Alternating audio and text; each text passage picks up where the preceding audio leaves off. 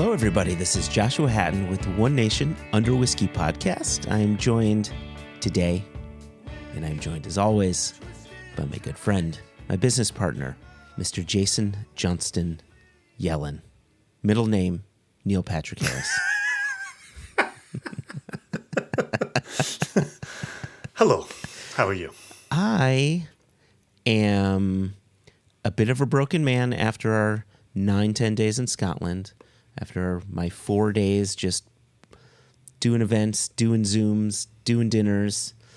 But it's Friday. I would argue it's Fry-yay. And I'm looking forward to the weekend. I actually have a couple nights off, which I'm excited about. Fry-yay sounds like a hip-hop album, or at least a hip-hop artist. You heard the latest from Fry-yay? Have I?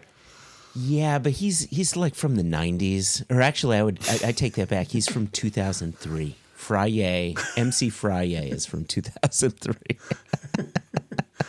I like the fact that we experienced this in our Zoom the other night, but like we keep going back to the 90s as the thing that shows something was a long time ago. and I like your 2003 is 21 years ago. Well, we can say things in the 2000s. They were a long time ago too. How is 2003 21 years ago? Time passes. Oh my gosh, I don't like any of that. None of it makes sense. I drove through our little town here the other day and they were putting up the Christmas tree. And I just felt like they'd taken it down about 10 minutes ago. It was it's like, oh, wow, you took it down on Monday, you're putting it back up on Friday? Like, what's this about? We've said it for a long time, and I know we're repeating ourselves, but time is moving faster and faster. Yeah, I mean, we're old. We're basically olds, Jason. I like your use of basically.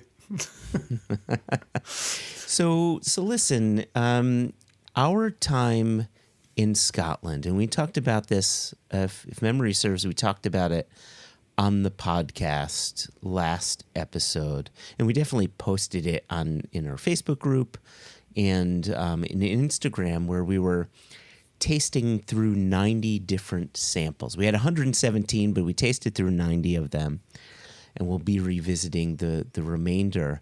But going through those over a few days reminded me that some months back, some weeks back, however long it was, Jason, you had challenged our listeners to come at us with their thoughts, their desires of what distilleries they would like to see us bottle.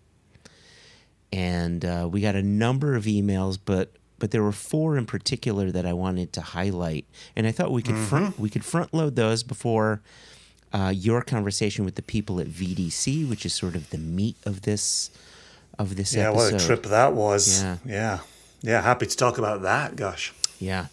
So let's do that. Which email do you want to start with, Jason? Why don't you give us Aaron Gong, because he shares a state with you. He does not share a state with me.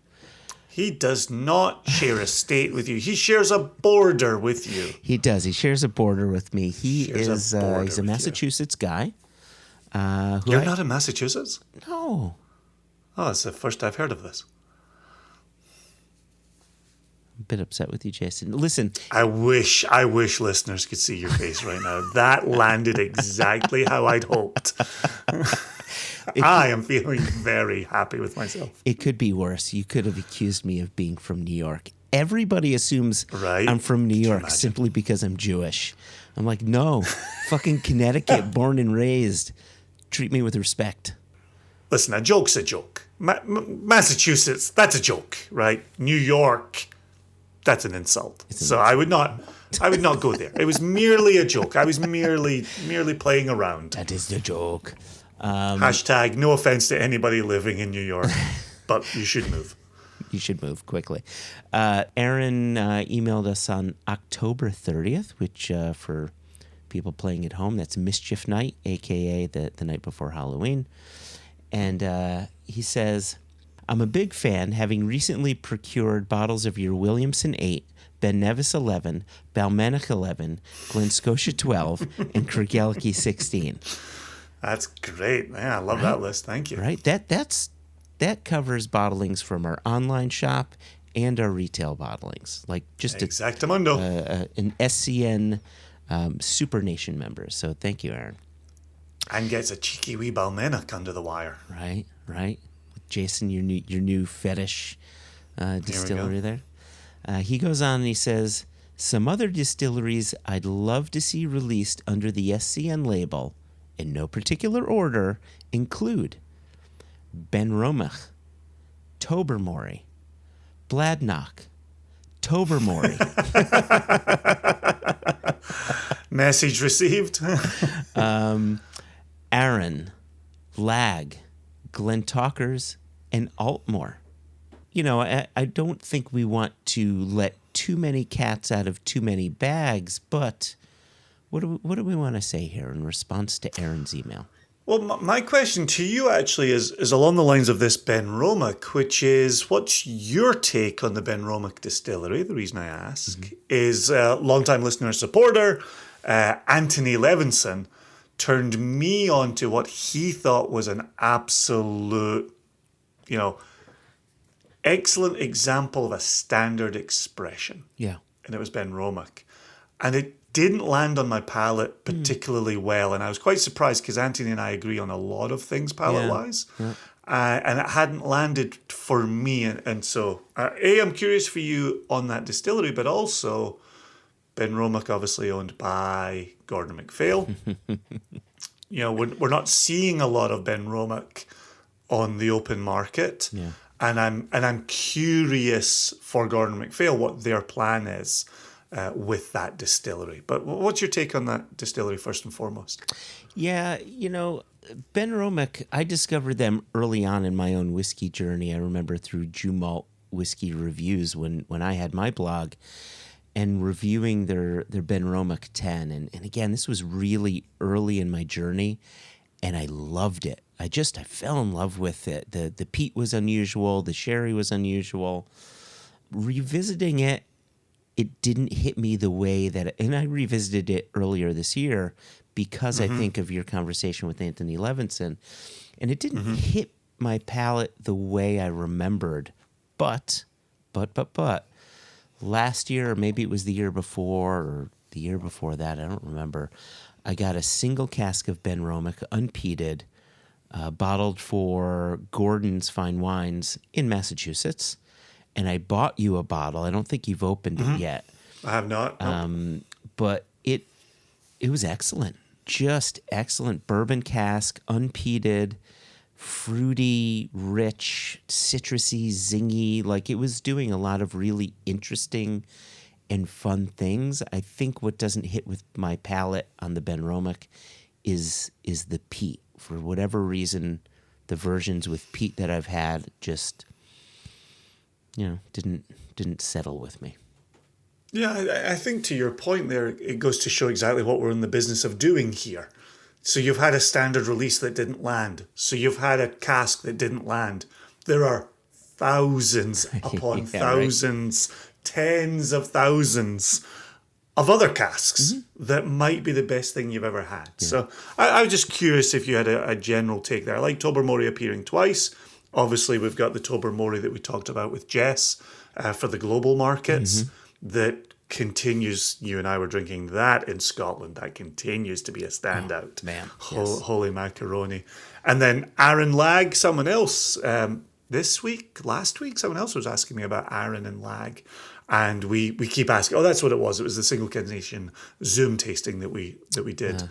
And somebody in there was talking, any more Arran, any more Lag? And so you'll see Lochranza, we continually ask the question about Lag. Yeah, can I just chime in there really quickly with Aaron as with Aaron, looking for Aaron as a Massachusetts guy, Burlington Wine and Spirits. We did an exclusive peated Aaron for them, and they split that with Canterbury Liquors, our friend Irene, here in Connecticut. So if you're looking for some cheeky wee lightly peated Aaron, Burlington Wine and Spirits is going to be your friend there. And then there's Glen Talkers in Altmore. Jason, do you want to touch on the Glen Talkers?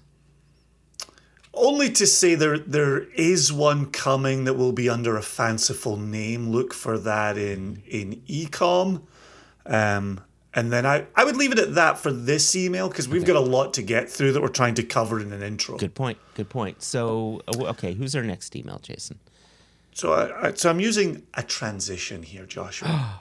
Oh, boy. And so if you look over Aaron's list, they're very Scotch heavy. Mm-hmm. And I love seeing that as a Scotsman. But we have a partial counterpoint coming in here. And so we have, hi, Jason and Joshua. This is Adam from Lost Lantern Whiskey. Okay. How lovely to see Adam in our inbox. I heard your recent request on the podcast for new distilleries that would be interesting for you all to work with. And I wanted to shoot you some ideas that I would be excited about. This speaks so well to what we do as independent bottlers, right? Mm-hmm. Here's a fellow independent bottler reaching out to say, hey guys, I follow your brand. I'm excited by your brand.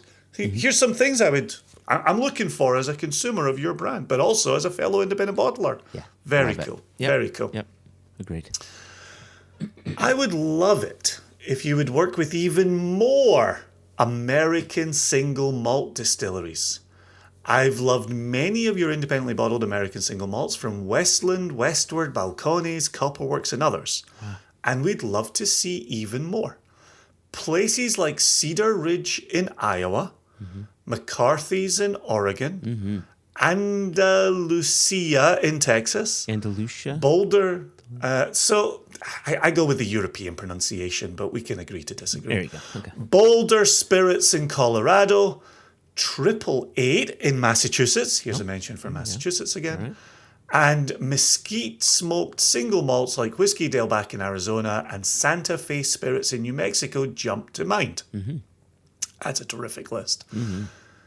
These are distilleries that are already near and dear to our hearts, and I bet you'd find some other great ones too. I would love to see the single Cask Nation perspective on these whiskies. This is such a good IB moment here. What your palates bring to those distilleries and what you would find in them. Mm-hmm. I think that's the great thing when multiple independent bottlers work with a given distillery.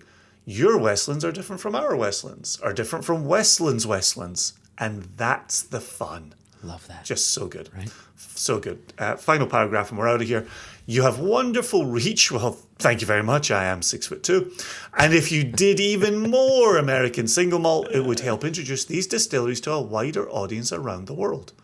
We truly think these are some of the finest and most exciting single malts being made anywhere. And I want them to get as much attention as they possibly can because they deserve it. That's an excellent email. What a wonderful call to arms for fellow American-based independent bottlers to say, here's a category. Look at the subject of today's podcast, right? Like, here we are at VDC talking to them about casks. Indeed. Like, yeah. we're in the thick of American single malt, and representing it is important to us. And obviously, we work day in and day out with Steve Hawley as well, president of the American Single Malt Whiskey Commission, which I can now say without even having to think about. I've remembered the name of his organization that freely. Yeah, I love this email for all of the reasons that you mentioned, but one more, and this is something that we've banged on about for quite some time. When people say, well, don't you compete with Cadenheads? Don't you compete with Lost Lantern? Don't you compete with Gordon MacPhail? And so on. And the answer to that is pretty similar to what Mark Watt had said many years ago, is we're not really in competition with one another. We're all playing the same game, and our consumers tend to be the same people who buy from all of us. We're just a group of whiskey lovers with the same aim, looking to do some interesting things. So the fact that Adam reached out and said, like, I want to see your version of these distilleries, I love seeing their versions of these distilleries because it's just different perspectives, which is just super cool. So. Exactly. The other part for me here is there's a list here that we're very familiar with. I will be very honest in saying 888 in Massachusetts. Yep, new to me as well. I'm not familiar with them, so that's well worth looking into. Following up on that as well. That was a real cracking email from Adam, and I love that he's listening. I love that he's following a fellow independent bottler.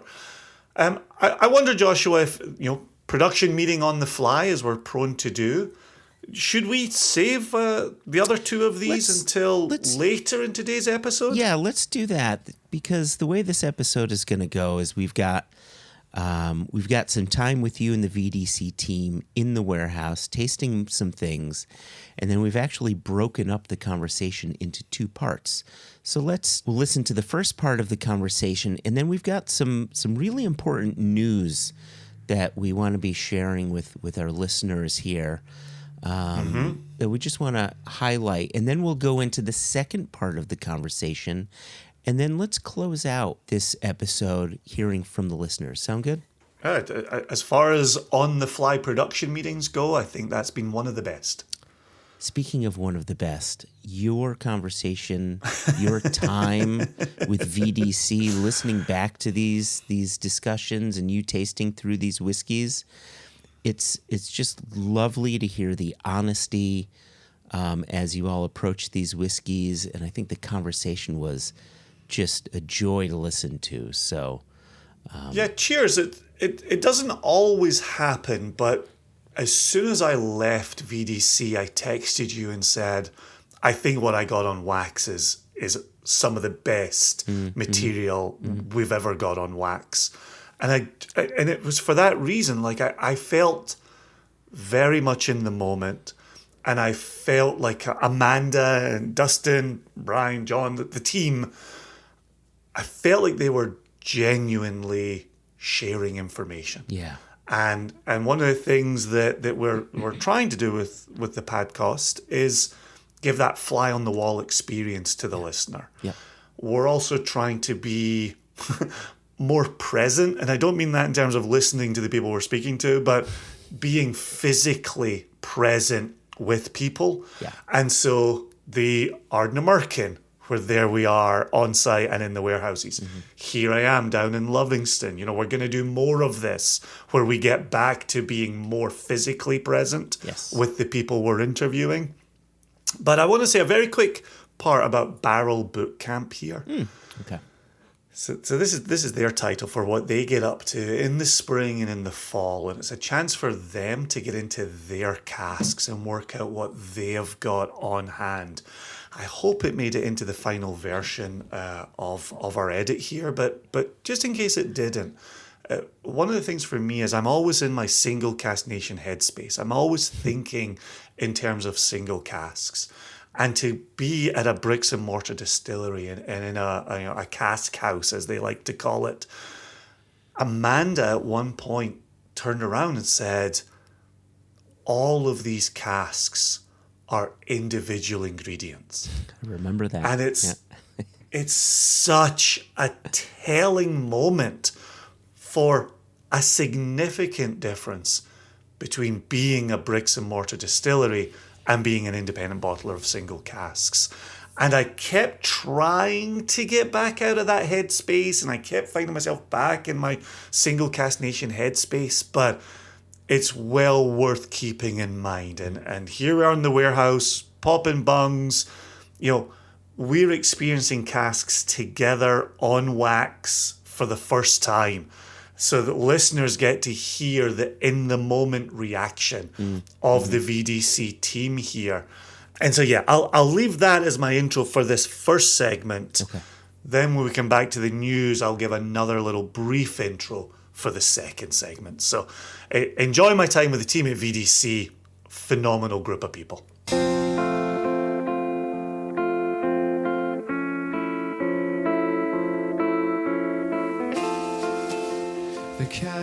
I'm standing in the VDC warehouse with Amanda, Brian, and Dustin of VDC. Thanks a million for bringing me into the Barrel Bootcamp this morning.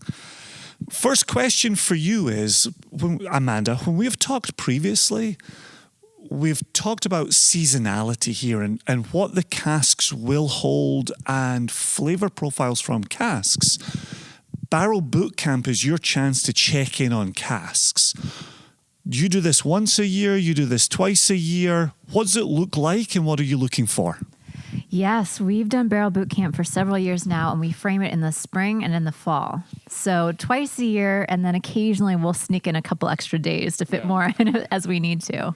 And do you find there's a difference from environmental conditions in the spring to environmental conditions in the fall, or are they one and the same kind of sweet spot within the calendar? I'd say there are definitely differences. I mean, with barrels expanding versus contracting more, it's that sort of as the weather's warming up, everything is kind of coming out of dormancy. So that would be spring. And in the fall, it's much more, things have been very volatile. And now we have big swings still happening. I mean, this morning was 36 degrees, and now it's creeping up. We'll hit the 50s today. But there is still a trend happening, and things are starting to shrink back in. Things are tightening back up. So there is a level of consistency. Things are showing at their peak for a lot of reasons, but things are also very different from spring to fall. So we're standing here in the warehouse, the Cask house, as we call it at VDC. One of the things Josh and I always talk about is we go into warehouses, they're a lot of fun to be in, they're a lot of fun to pull samples from, but we never select a cask from a warehouse experience. Given that we're standing in this warehouse today and we're going to start pulling samples, why are we doing that? What is your goal today? I often call this speed dating.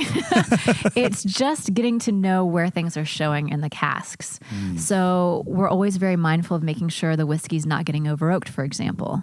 So we're kind of checking on the readiness. Most of these barrels, we're not checking for the first time. You'll notice they have drill holes, sometimes many drill holes, or, the bungs have been removed many times. But we're kind of tracking the progress of things. And 100% agree with you. We would never pick a single barrel from just what we're trying up here in the cask house. Samples will go down the hill. That's where reductions and analysis actually takes place. But this is the cursory overview, getting to see how things are coming along and kind of where we think things will be going and closing in on the window of when things need to be pulled. So I have to say, I am incredibly honored to be participating in this with all of you today. This is rarefied air, and so thank you so much.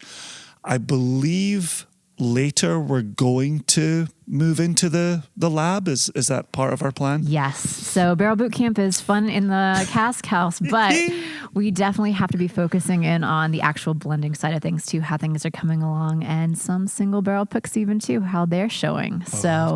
We do a lot of fun sensory up here, but the real analysis is always in a closed environment that's much more structured. Okay, so maybe we'll figure out a way to get a little bit of that on wax later on today. I think so. For the moment, we're not going to record every cask that we're pulling today, but you've got a list in front of you. Can you give us a sample of what we will be looking at today? And then maybe we can pull our first one, if I may be so bold. Absolutely. So as I'm talking today, my colleague Brian, our sales and warehouse manager, has been pulling samples for us from experimentals. So today is experimental day. These are casks that we've been kind of checking in on for the past few years. Nothing is younger than a 2-year finish time today. Okay. Some of these are almost 9-year-old Okay. whiskeys. So we have an array, but it's fun to see how our whiskey does as distillate going into different cask types. And this is a check-in on some of the crazier things. For Brian, just as your name got mentioned a second ago there, you're the man pulling the samples for us. Thank you so much. You are most welcome. For the listeners tuning in from all points around the compass, can you talk about what it's like pulling a sample? What's your process for pulling a sample here? Well, for the most part, depending on how we are aging these barrels. A lot of them, as you can see here, are stacked high. If that is the case, we are drilling into the side of them and just pulling directly from there. Otherwise, some of the more experimental barrels we do have just on racks, your common wine Yeah, racks. saw that coming in the door. So a lot of times there, if it's going to be a short finish, it's just going to be a silicone bung. We can just pull a sample out very quickly. Otherwise, we're just drilling straight in and pulling our samples that way. Brilliant. And when you say drilling straight in, you're literally using a hand drill and you've got little wood cones for plugging the dike, so to speak. Spiles is what we call them. Yeah, we Spiles? Spiles. Oh, yes. I did not know that name. Spiles. So basically, we just drill in and then drill a top hole if needed, and then pull our sample, bang it back in, and wait for the next time. That's rocking. Absolutely rocking. Okay, so Amanda, we've had Brian pull the first sample here. What do we have in our glass? So this right here is a Marsala cask. We took our already aged whiskey. It aged for half a decade in ex-bourbon barrels. And then back in the spring of 2022, we moved the aged whiskey into the Marsala cask. So fortified wine casks from Italy. When you say ex-bourbon a second ago, are you looking at first fill, second fill, First fill. refill? First fill. Yes. So we've had this in Single Cask Nation where we've accidentally gone from first fill bourbon to a first fill finish, but that's the remit here. That's how you do business here. Yes. Well, the Wow. idea is that these have already had their first life as new oak holding bourbon barrels. So it is their second life already. A lot of the harsher tannins have been stripped away, but we're looking for a rounding out of our new make to take on the vanillins, the lactones, the more spice that we would expect, would be subtle. Like it's a slow growing phase. So after 5 years, we have some cinnamon, we have some cardamom or clove creeping in, but you still get that bright tropical note. So our goal is to make sure that the DNA of what we're making here still gets to shine through, no matter the maturation, no matter the finish. And that's why we're experimenting with just a handful of some of these like Marsala, because we don't know what that's going to do over 1 to 2 to 3 years. Okay. And just to reiterate, you were saying you're about 6 years in the bourbon, and currently for this sample, we're about 2 or 3 years. Am I remembering that? Yes. So it was over 5 years when we pulled it from the ex-bourbon barrels. Okay. And then going into the Marsala. So yeah, 2.5 years now finishing. This is awesome. Listeners cannot see this, but Amanda is reading straight from her sheet to give us the up-to-date information on this VDC cask.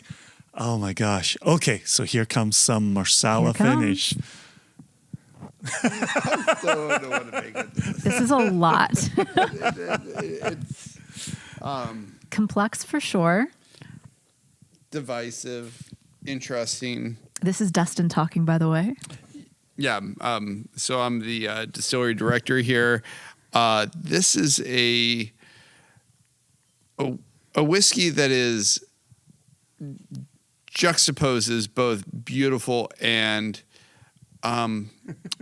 interesting terms, for lack of a better term. It is savory. It is decadent. It is sweet. It makes you think it's going to go one way, then it goes the other. I'm still processing.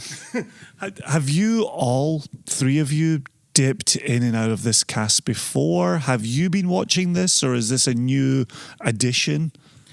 Yes, I think we have all at least once dipped into this, although the last time was 6 months ago. Oh, okay. And it has definitely changed, and the Marsala cask is its own entity. Yeah. So Yeah. So Brian and I have had, I think, 3 times with this. Dustin, you've definitely had it, but I think it was maybe a year ago. About a year ago. Yeah. And again, we've talked before about aging is not linear. Yes, very much so. This is one that I feel like because of where this cask was placed, because of, temperatures are dropping pretty radically now, I bet this would taste very different even a month from now. agreed. And when we tasted in the heat of summer, it was more on the as Dustin said, interesting side. And I enjoy this. I actually had marsala for dinner last night. So, okay. I'm feeling this right now. For dinner or with yes, dinner? And it's one of those. It is kind of, I think, a love or hate. Yeah. Kind of, whiskey, but it's definitely something that's coming along and something we're going to keep our eye on for the next couple years. It has this funky monkey quality to it where the savory is interesting and beguiling and leading us somewhere. And then there's a sweetness to it, almost we've talked a lot, in the past about Honey Nut Cheerios making its way into VDC maturation. This has a sweetness that's like that and yet funky, like funky Honey Nut Cheerios, if that term could make sense. Absolutely. I think one of the really important things to understand about any maturation is that humidity plays a significant factor in the way that we taste our whiskey. Humidity deals with the way that the staves, staves are living cells, right? Like the wood's no longer living, but the cells still behave the same. So they swell with water, they contract, they have this type of oscillation. So when you have high humidity, these cells want to swell with water. When you have low humidity, they don't want to swell with water. And in fact, they'll swell with alcohol instead of water. So depending on the percentage of humidity, depends on whether your staves are tracking in outside water into the staves and forcing the alcohol back into solution, or they're drawing the alcohol from the cask up into the stave and taking some of those bigger chain compounds up into the stave. It really makes a difference in what you're tasting and depending on the seasonality. Here, I like you were so confident, and then you got to this moment you were like, and now for this whiskey. And now for this whiskey. This whiskey befuddles me. I'll just go to the word befuddle because in 8 seasons you might be the first person to use befuddled on the podcast. Well, brilliant.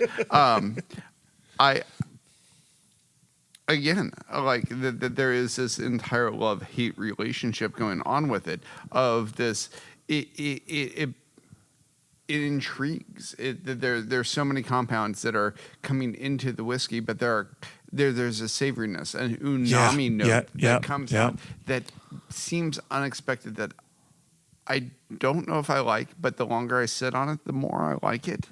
I agree with that. For me, I think, like Brian said, I'm thinking food all the time.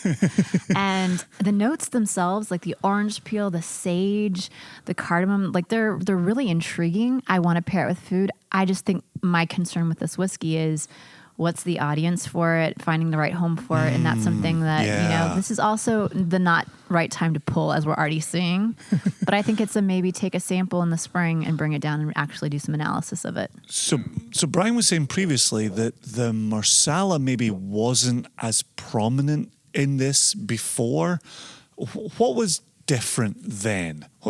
Put some leaves on those branches for me. I think Dustin will agree. There was still a savory bit to it, but it went almost bitter on the finish. Oh, wow. Okay. And it was, to me now, this is more round. This is more cohesive. Before, it was very disjointed. And you've got these notes that you're finding in here now, but they were sort of all over the place. Whereas now, I don't think they're there still, but it is coming together, and there's a amalgamation that's happening that is much more pleasing to me. Do you, given your prior experience of the Cask, do you have the same love-hate relationship that Dustin's describing here? I am more on the love side right now. Okay. I agree that it is not ready, but there is something that is so unique about it that pushes me towards the love more than the dislove. I think that's well said, and it makes me feel, we're protective of the whiskey, and we have to find the right home and also the right time.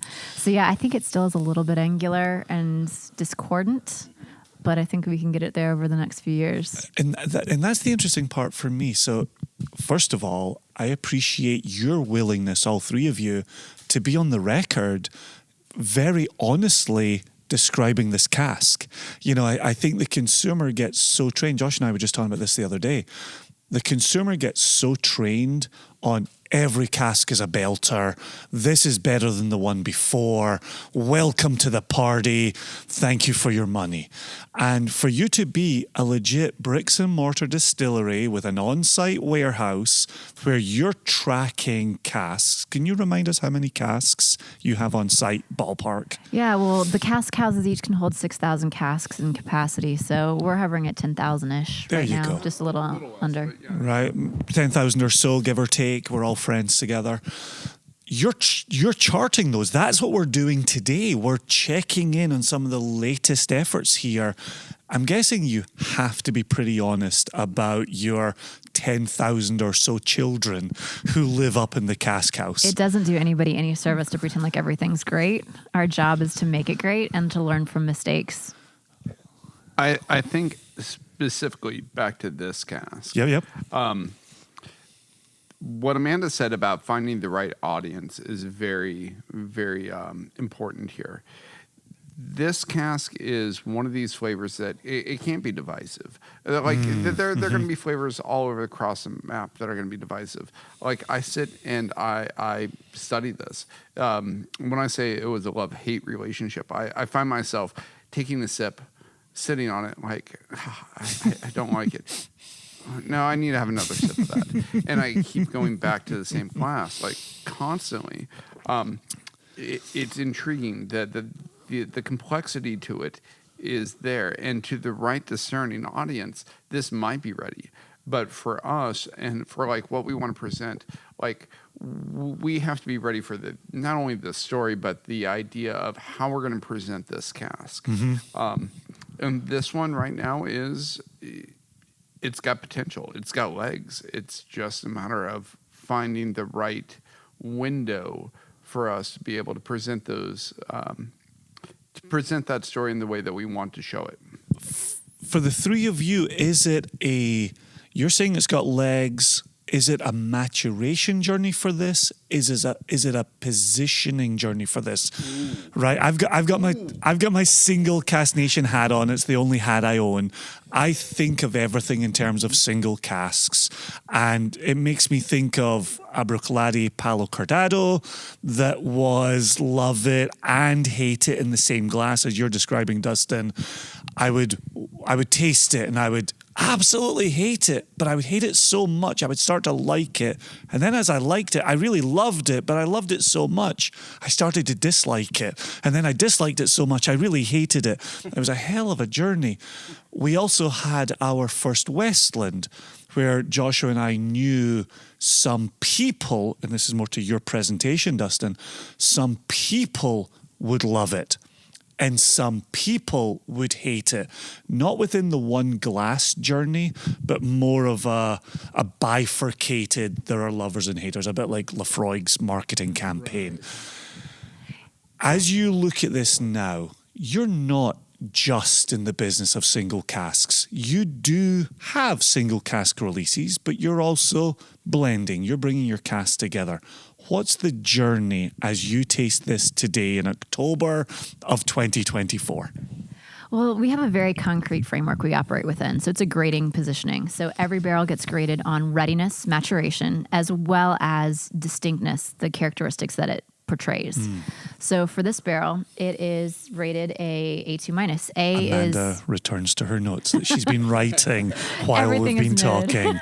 Okay, continue. Records are crucial, and that's how you can see things progress. But yeah, C's are foundational. It doesn't mean C's are worse or better than a B or an A. C's are great. They're the bedrock of what we build on. It just means it's the expected baseline. The rhythm of an orchestra. Yes. The rhythm of an orchestra. So if we're treating this like we're composers, we're conductors even. Okay. We're looking for something that's very foundational for the rhythm section. And that could be a lot of ex-bourbon barrels, for example. something more distinctive or unique would be something like this. It brings Or an interesting befuddling. complexity, or befuddling.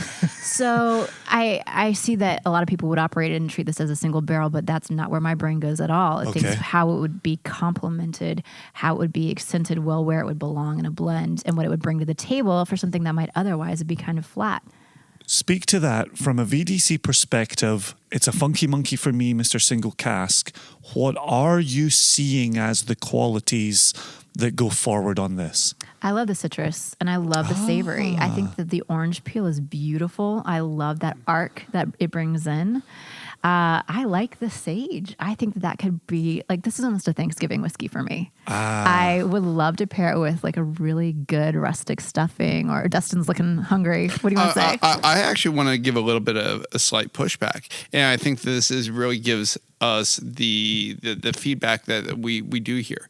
Like, I think of this as a single cask. I do think of these notes as singular and odd and intriguing. And I don't care about the divisiveness. I mean, there are certain casks that should be divisive. Like, not everybody's going to enjoy every flavor. And so, like, the fact that something makes you stop, pause, and now, analyze what you're tasting. Like, I think that there's some solid value to that. Not to take away from where it can play into a blend, but I do think that in the right market, as we start to see this cask fully maturate, we could find a good home for people who would really be into this type of profile. I could agree with that. I mean, the other part of the question Jason asked was maturation readiness, and it is not a level 1. So 3 is youthful, 2 is maturing, showing some development, and 1 is ready. So this is not there yet. So sure, in time we could come back to it and see, but I agree with you. It'd have to be the right audience. Yeah. You gave it 2-, and the only pushback that I'm going to give you on we give a minus, neutral, and a plus for the actual quality once we hit the readiness factor on those. And I don't think it needs a minus. Mr. Love-Hate, and I really like it. So I love what you're both doing live. This is wonderful. Thank you so The much. minus is there because of the discordance. I'm looking for something that's more cohesive, and I think give it time, I might take away that minus. Okay, But not today. Really, I don't know if the minus is one of those traits that is maturable. Like it's something kind of baked into the pie, and it's one of those things where like that flavor that I'm finding discordant, I think it's actually one of the flavors that you're enjoying. Yes, I think the savory depth and all of that is there, but my personal enjoyment has no ranking at all, and that's why it's not being All right, affected. I'm gonna yield. I'll yield the floor to you. On this I can never judge something because I like it. It has to be very concrete. Thus the CBA and the 321. Now that's so interesting because this week, Joshua and I have been selecting casks for 2025. And one of the things Joshua has been saying in some of our recordings over there is we only select for ourselves. And if we love it, if we place value upon it, that's what we then take to the nation. And we say, we love this so much, we want to share this with you. And so I don't want to misrepresent you right now, but could you speak to a little bit of that point of difference between Single Cask Nation and Virginia Distillery Company? Yeah, it's a great question. So I'm wearing my scientist hat right now. I'm not the artist. I'm not doing this blend to make it something that I love and I want to take a bottle home with me. My job is to grade these barrels and get to know the ingredients. These are only raw ingredients right now to me. That's all this is. I'll take it down in sample form. I'll do my reductions, get my readings on it, all of that. I'm still being a scientist. I'm just parsing out my ingredients. That's all this is. the funny thing is, like, we find ourselves on opposite sides of this coin at different times. And, like, now I'm going to find myself on the opposite side. I consider myself the scientist when it comes down to the distillation end. Like, I'm very numeric. I can tell you every single pH. As soon as something's off kilter, like, I can tell you where in the process we're having issues. But in maturation, where things become more intriguing, the volatile nature of maturation gets to play a factor into this. I find myself to be a little bit more on, for lack of a better word, the artistic side. And so something like this, like... Amanda makes a face. It's great. No. Honestly, the three of us have now worked together. We've determined, like, we're coming up on, like, 7 or 8 years. Like, we are all deeply ingrained in each other's heads. Like, we do shorthand on all of our sensory notes. Most of the time, our palates are so aligned, it's ridiculous.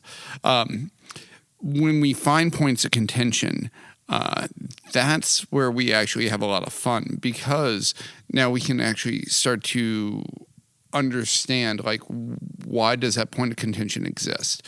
What are the things that we are liking or hating? What are the things that we are wanting to progress on?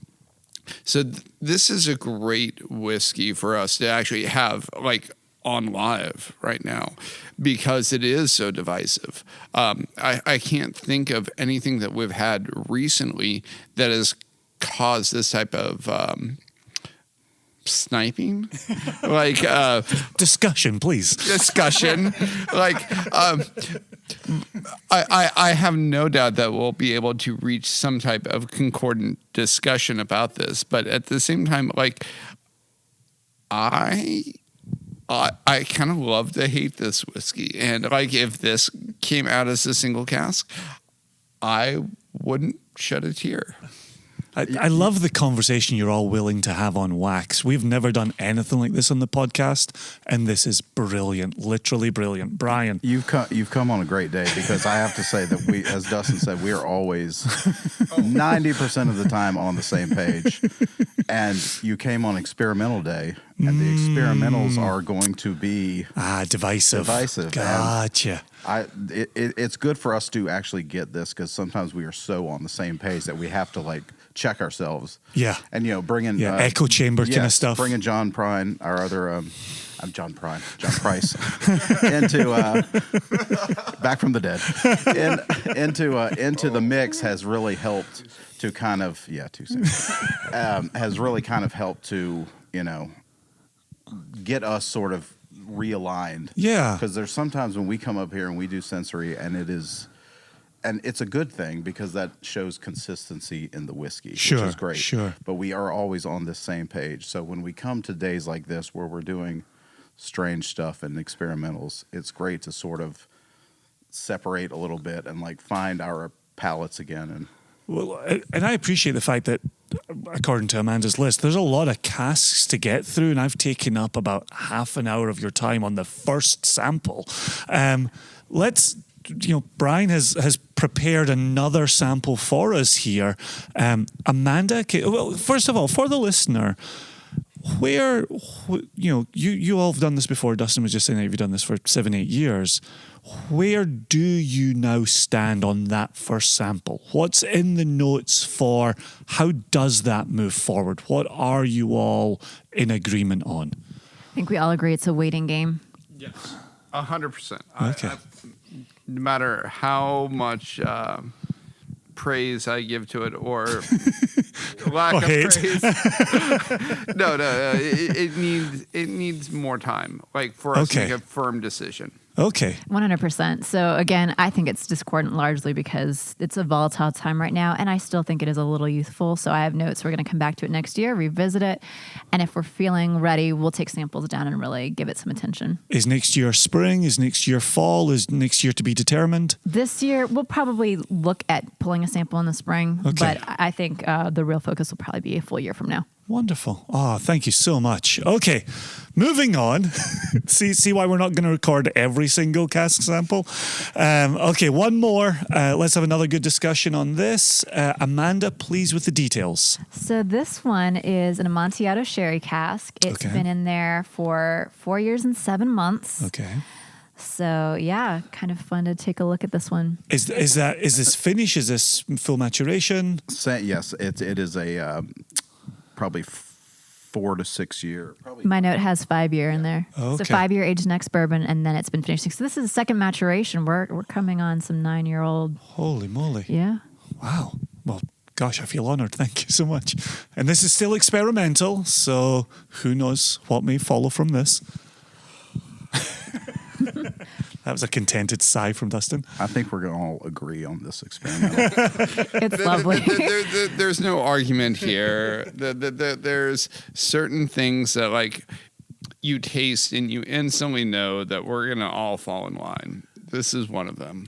And that was actually my question for you, Brian. When you're pulling a sample, and I've had the honor of doing this myself, where you drill the hole, the stream begins, you're filling a glass or you're filling a bottle, there's an aroma in the air.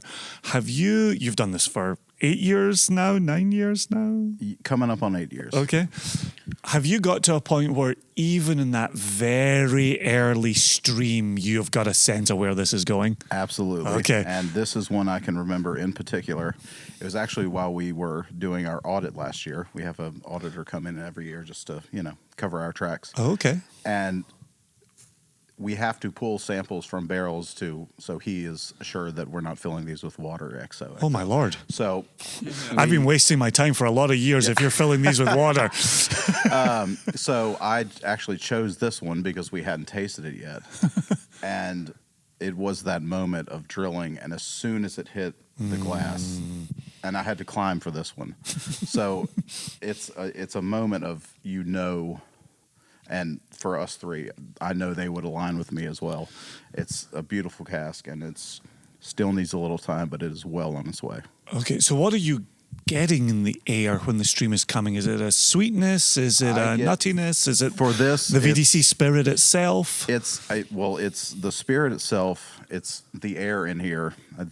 As soon as you walk in here, you have to come in here every day for 8 years. But there is an aroma to this air that is unlike anything else. Okay. But as soon as it hits the glass, it was sort of that honey nut Cheerio, very nutty, a lot of honey, apricot, fig, just a beautiful thing. In previous visits, I've heard you all talk about apricot as a VDC spirit characteristic. Yes. So we talk a lot about the core flavor compounds that are created back during fermentation. So a lot of the esters contribute orchard fruit notes. So apricot could really be coming from that peach nectarine note we originally get, along with some of the green apple. I think a little bit more time in cask usually brings out more of that apricot note. And for me, in addition to everything Brian said, which was spot on, I get a lot of floral, like gardenia, jasmine. There's a delicate, almost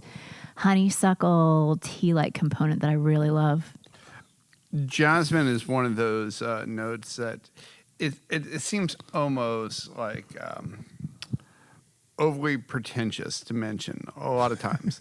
But when jasmine really presents itself in a lot of our casks, and it does in our Fino sherries, it does obviously in this cask, it's so strong. Like I feel very confident in saying that, like, that floral note just is prevalent, and then to have it on top of all those honey notes, it's beautiful. It's complex. It has a lot of those nutty notes.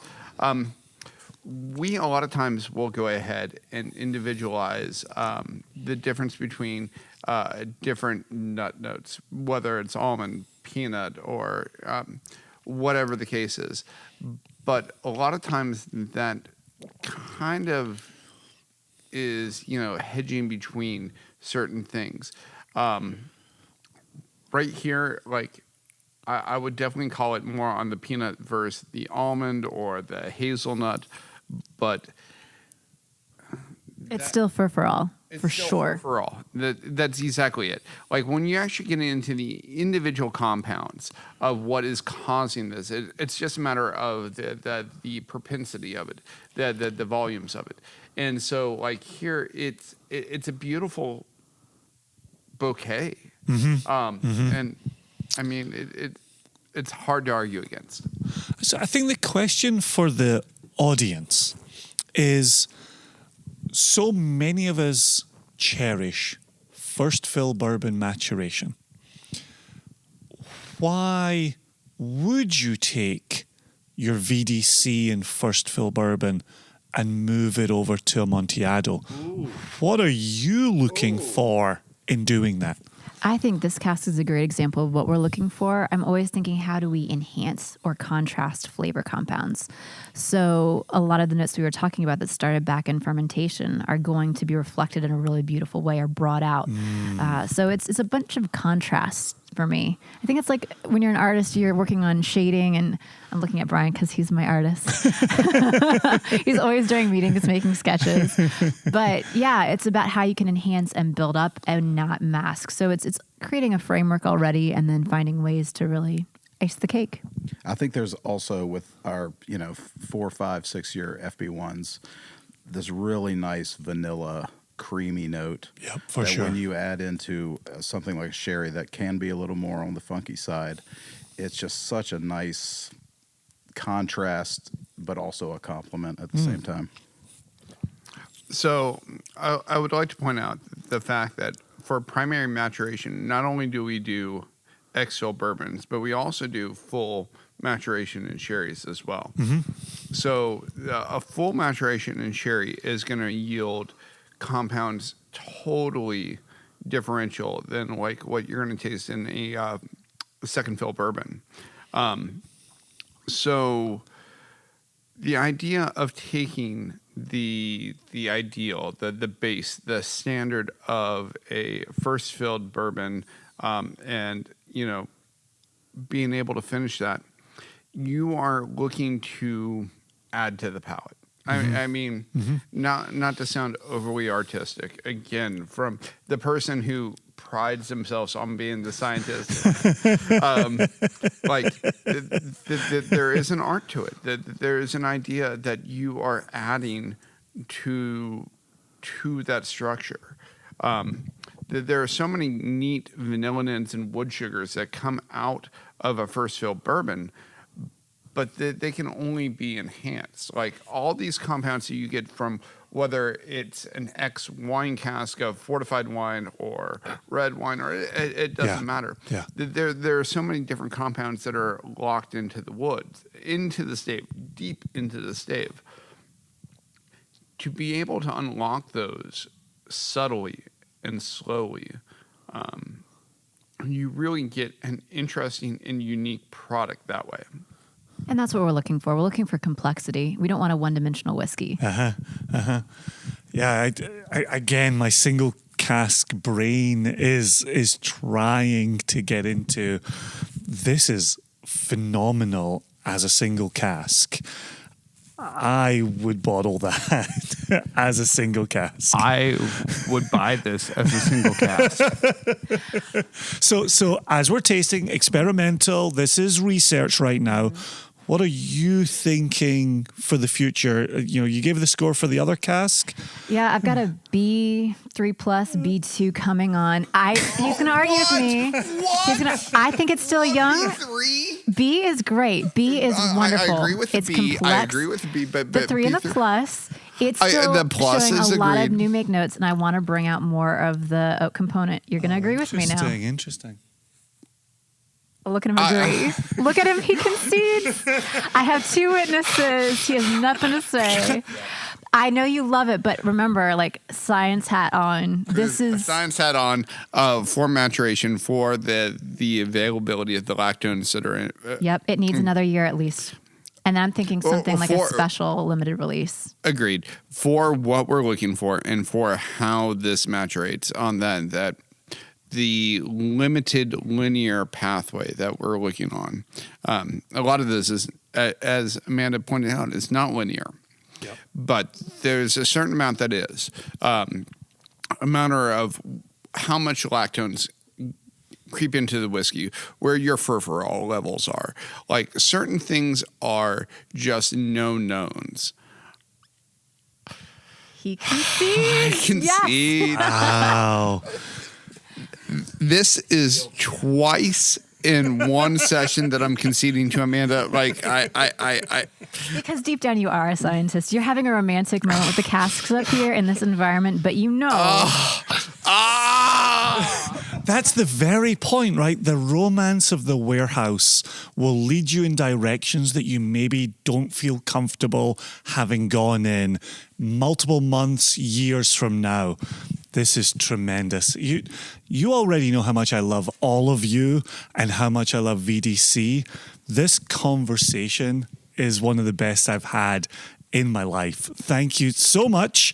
We may very well reappear down in the lab later, but we've got other casks to be drilling and more samples to be tasting. Very you so much, and we'll talk in another little bit. All right. Thank you very much. Thank you so for much. being here. Like, it's been fun. See you soon. Cheers.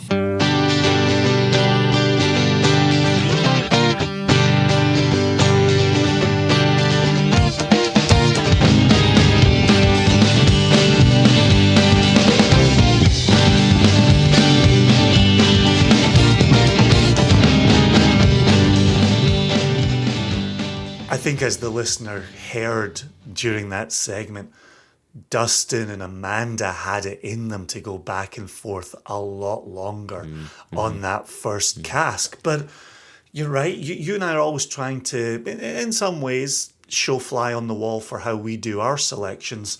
There you've got a couple of VDC folk who are like, well, I think it could be used here. Well, I think it could be used there. I think it would have this role going forward. Well, I think it could have this role going forward. I think you've got to be very honest with your colleagues, and you can't be afraid to speak honestly in the moment. You also can't be hurt when somebody disagrees with you. And you and I did an interview the other week where one of the questions was the Embellish Pod. Yeah, Embellish Pod. John at Embellish Pod. Yeah, lovely guy, lovely interview.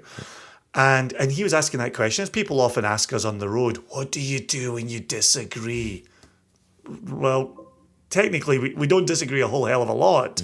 But when we do, one person has veto power over the other, and that's the end of the conversation. There's there are very few moments when there is a conversation about, I really believe in this one. I'm really going to go to bat for this one. There's a lot of, I'm just not seeing it. I get it that you're digging this. I'm not getting it. Yep. We agree to disagree. It doesn't get bottled and we move on.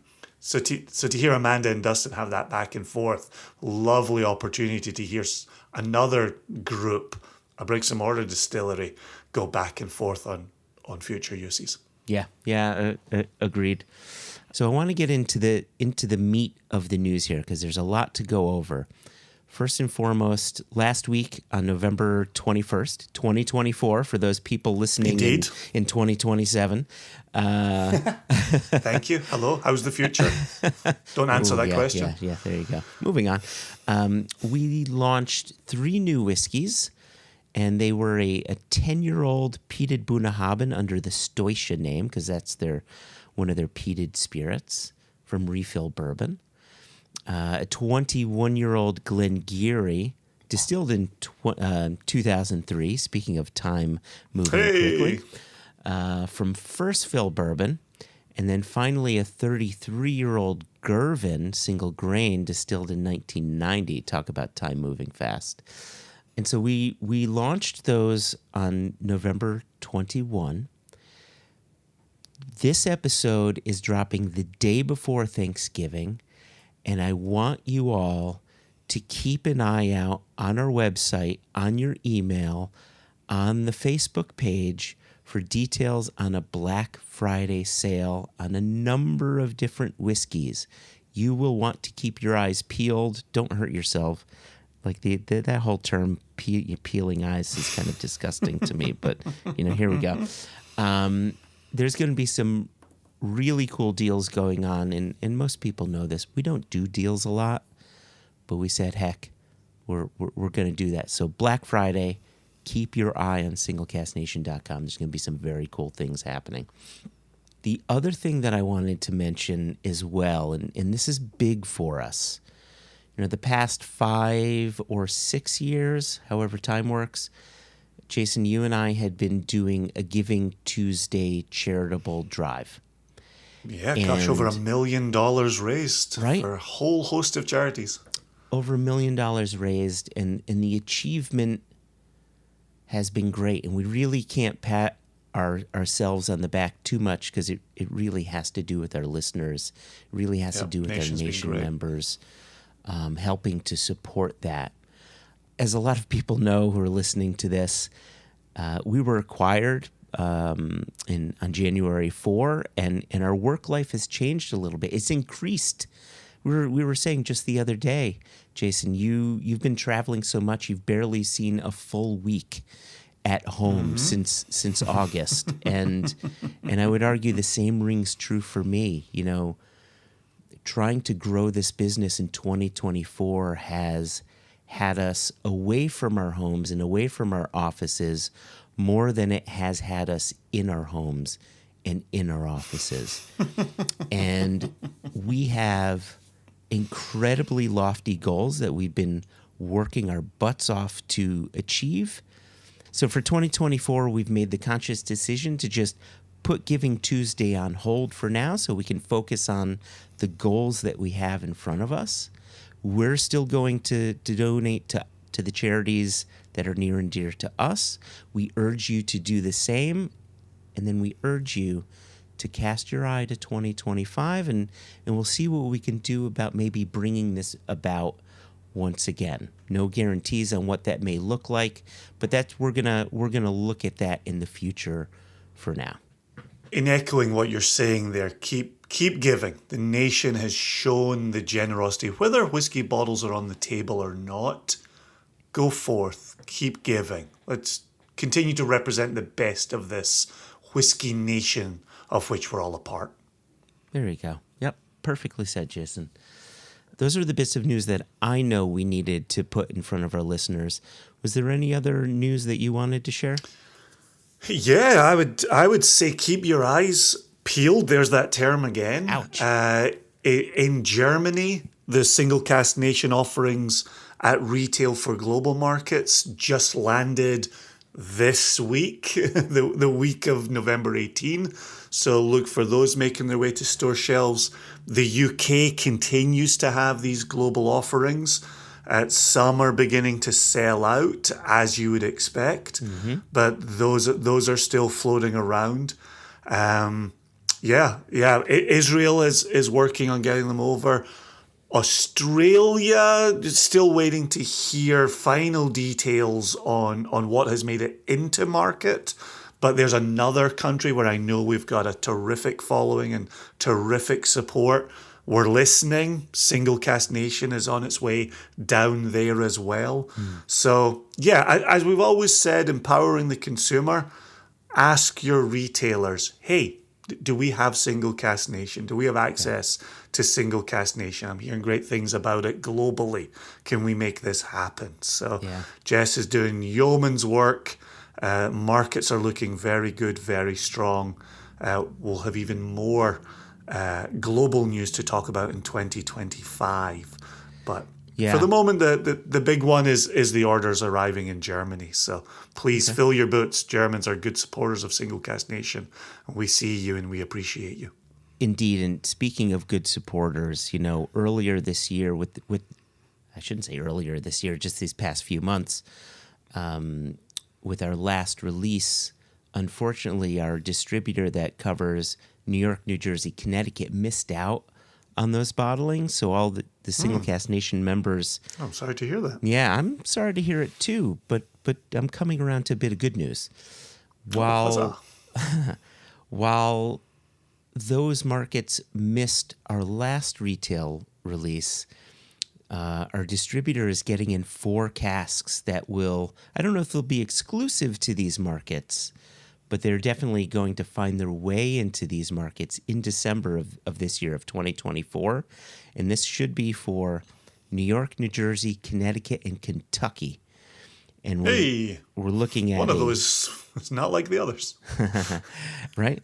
We're looking at a sherried peated Bunnahabhain, a Stoisha, coming to that market for retail. Nice for retail.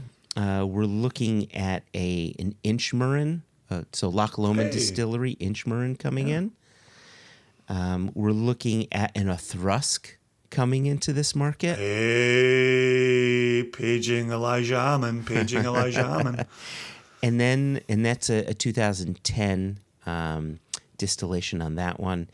And then finally, our Pluscarden Abbey 2007, which was another fanciful name for a distillery that starts with a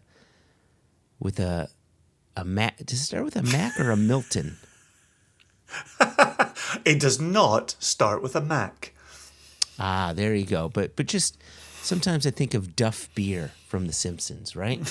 And that. Yeah. Was there a character called Milton in The Simpsons who drank that Duff beer? Sure. No, there wasn't. Wasn't there a Milton? Well, I'm only asking questions, Joshua. Oh, just asking questions. So. Just asking questions over here. I think the answer to these questions is, I'm not going to answer it, but those 4 bottlings, New York, New Jersey, Connecticut, Kentucky. Pluscarden Abbey. Yeah, so look for these in those states. They're not, as of yet, going into any other states. So if you don't live in those states, things like winesearcher.com or some other sites will be your friend if you're keen to find those. Separate question for you, Joshua. This is just simply whiskey trivia. Okay. Do you know which distillery in Scotland was built on the ruins of Pluscarden Abbey? Do I know what distillery was built on the ruins of Pluscarden Abbey? I mean, my first guess is Milton Duff. That sounds about right, doesn't it? As far as whiskey trivia goes, you are spot on that Milton Duff Distillery was built on the ruins of Pluscarden Abbey. Wow, what an interesting name for that bottling. Right? Just thinking about this trivia. I don't even know what bottling you're talking about. I'm just here talking whiskey trivia. And that one's a sherry cask as well, if memory serves on that one. Just big, robust I love it when you trust your memory. I love it when you do that, as memory serves. Listen, I go into this with the confidence of a middle-aged white man. I remember it this way, and this is how it was. Wowzers. Anyway, Pluscarden Abbey. What a beautiful name. So, all right. So I think we've got all of our whiskey news out there. I love that you brought in all of Jess's markets and the work that she's been doing and the partnership that we have in these various markets. We have these American bottlings coming out. We have Black Friday to look forward to. So lots of news there. Talk to us about the second half of your conversation with our friends at VDC. So after popping bungs in the warehouse, is that code for something? No. Okay. It is not. It is essential that one take a break for lunch, and so we took a break for lunch, and then after lunch, Amanda had a little test for us, a little blind test. Again, pulling from VDC stocks.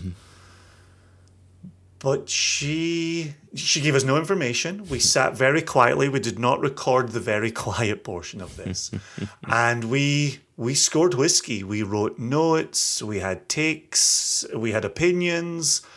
And then after the silent period, after the writing period, we then reported back on what we had been experiencing during the blind tasting. So we actually did a series of blind tastings. And this was the first of 3. And I got this one on wax. Okay. We then closed the loop on it and then had another 2 blind tasting sessions separately. Okay. Yeah. So just like we'd been in the warehouse, we popped more bungs than we got on wax because you can't get all of that on wax. Even for our lengthier episodes, we're still cognizant of people's time. So this was excellent. And again, Amanda is very honest in what's happening in here. She was happy for what got put on wax to be shared with the One Nation Under Whisky listenership. So again, this is genuine fly on the wall stuff in the tasting room at Virginia Distillery Company.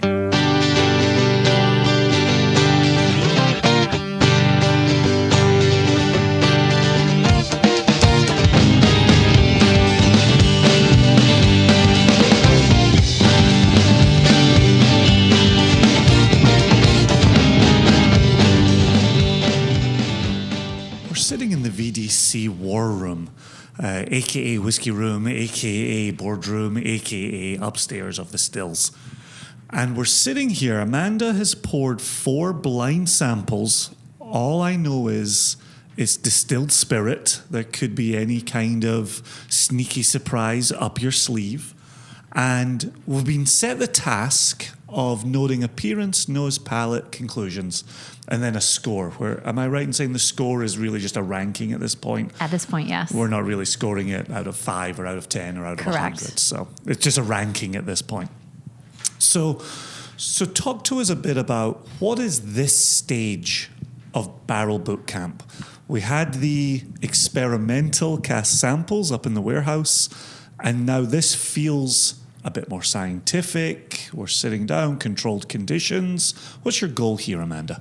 This is all about honing in sensory analysis and making decisions. So at this point, I love doing blind samples. I think it's really great to get unbiased opinions and really start honing in on different techniques that we can use to make our products better or more innovative. And so this one is something that I often do. I have snuck in brandies. I've snuck in rums. In this case, it is whiskey. We're very focused today on our own distillate. And yeah, I'm looking to see what the crew thinks of these 4 samples, what they like, what they don't like, what variations they're able to discern, hopefully, between some or all of them. Yeah, for me, in checking color on them to begin with and then following up by nosing them, each of the 4 was bringing something different to the table. And at this stage, is it too early to reveal blended product, single cask? Is this still a stage where we're just looking for opinions on things? Well, what would you be comfortable with right now?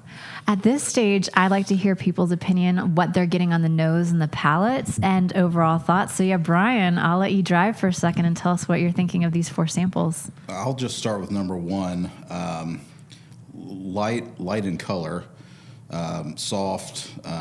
So my notes were nutty, apple skin. I got a little bit of light melon. Toasty, not oaky, very light oak and very light spice on the finish. Nice. John, anything to add to number 1? For number 1, I was getting similar notes to what Brian was, but I'd cut grass was one that jumped out to me. I got like baked apple, so kind of in that like a little bit sweet with a little bit of spice to it. Yeah. Jason, any thoughts on number 1? Yeah, on that fruit side of things, I was getting dehydrated apricots, which is something we've talked about in the past from VDC Spirit. And then I got a malt note, obviously barley, but then also quite a British note in tea biscuits. Yes. And so I don't know how familiar you are with the old tea biscuit, but separate from a digestive, it has that kind of brightness of grain to it. And I thought this was a very bright whiskey with that bright color. I had reflective gold, because who doesn't love a color on an audible podcast? What about you? As you obviously know what it is, but what about flavor profiles and what are you hearing from the team here? that fits or differentiates from what you've got? I thought everybody's notes were spot on for this one. Yeah, the color is the lightest of the four, so more of a straw gold for me. I got a little bit of a guava note and pineapple in there as well. Joshua would love that. That's a Joshua note. Yeah, I think the green apple skin is spot on. I do get like a caramelized hay note too. But yeah, it's something that is bright. There's a tinge of citrus coming through, and then on the palate, more of that cocoa cinnamon leading into the finish. But it's still, much more bright than. Well, we should do round two actually to compare and contrast. So for number 2, I got a lot sweeter notes, so I went a little more onto the almost stone fruit, peach, almost cobblery. I also wrote lower ABV ? Because it felt a little less, I got a little more floral, sort of bordering that jasmine thing again. And then a little bit of orange zest, orange peel on the finish. John? I got a little it's like toasted baking spice and a little bit of that graham cracker on the nose. On the palate, definitely getting more of those sweet notes. I felt like at least up top was getting like strawberry was something that I felt like I was seeing a little bit of like the spice to it. And then I put lemon zest, also had that like citrus peel on the finish. Agreed on the floral side of this. I actually went in the geraniums direction on the nose, also with milk chocolate and dried cherries. And then for the palate, a drying quality, more of a dark chocolate, maybe even a ground pepper, leaning towards a cracked pepper. Definitely with the spice on this one. Again, everybody's so spot on. I love it. I talked a lot about soft citrus in my notes. I mentioned lemon, but I also talked about mandarin orange. Oh, yeah. There is just so much fruit. The esters really dominate for me, but I like that lurking underneath because you do get the top notes of the floral and then the whole body is just fruit, but then there's pecan and different variations of chocolate leading through. So, yeah, it's definitely telling a whole story there, which brings us to number 3. Number 3, I found a little more spice on this one. Nutmeg, cinnamon, even cardamom on that border. Similar as far as the fruits goes. I got orange. I got a little more milk chocolate on this one. And again, I don't know if I was right about the ABV lower on the last one, but this one seemed slightly hotter than the previous.